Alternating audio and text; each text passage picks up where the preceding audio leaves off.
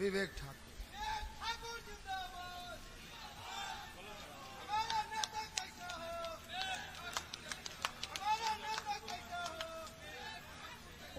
बहुत बहुत धन्यवाद। मंचासीन बिहार के विकास पुरुष, लोकप्रिय मुख्यमंत्री परम आदरणीय श्री नीतीश कुमार जी, बिहार सरकार में वरिष्ठ मंत्री आदरणीय विजय कुमार चौधरी जी, बिहार सरकार के पूर्व मंत्री राज्यसभा सांसद भाई संजय कुमार झा जी, राज्यसभा सांसद भाई शंभू शरण पटेल जी, जहानाबाद के राष्ट्रीय जनतांत्रिक गठबंधन के लोकप्रिय प्रत्याशी चंद्रेश्वर प्रसाद चंद्रवंशी जी,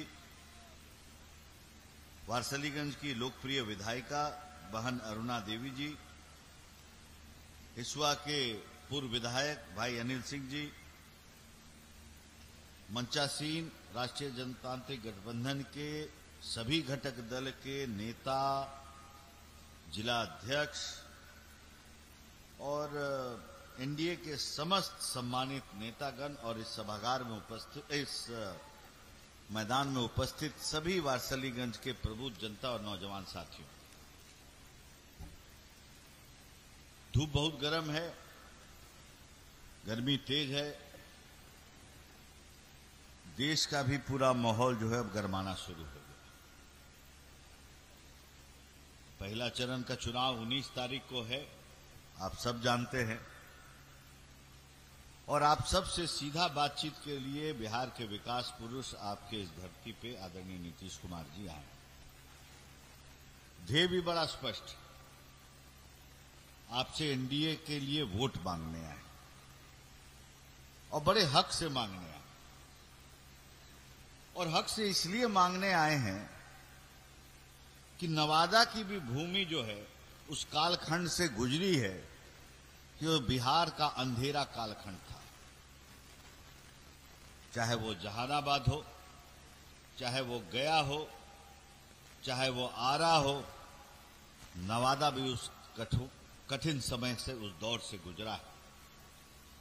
और उस पूरे माहौल को बिहार में जिसने विकास के माध्यम से परिवर्तित किया और उस माहौल को पीछे अपने विकास के प्रयासों से पीछे ठेल दिया, उस शख्सियत का नाम है सिर्फ और सिर्फ आदरणीय नीतीश कुमार।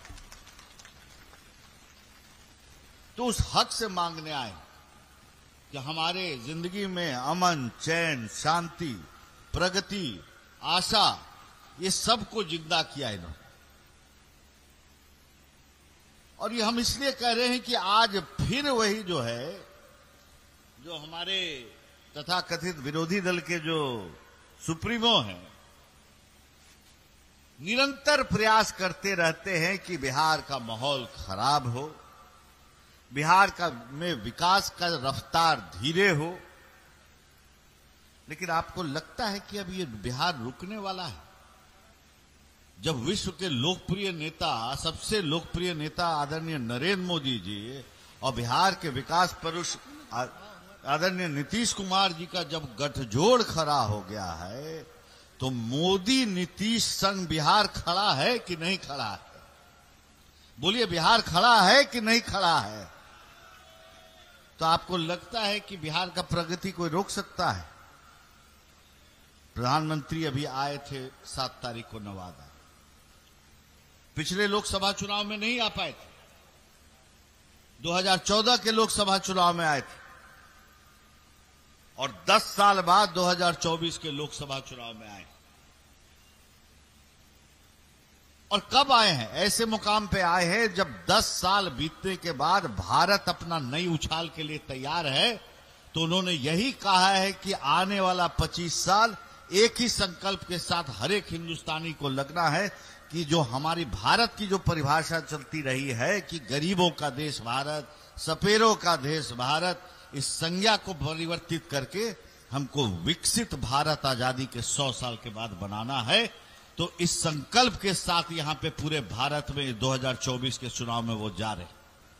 तो हमने भी 28 को नामांकन किया और 28 को नामांकन जो किया, हमने भी एक संकल्प लिया कि विकसित भारत के संकल्प में प्रधानमंत्री जी के विकसित नवादा का भी समायोजन पूरी तरह से होगा। इस संकल्प के साथ आपके सेवा में मैं उतरा। लेकिन यह तभी संभव है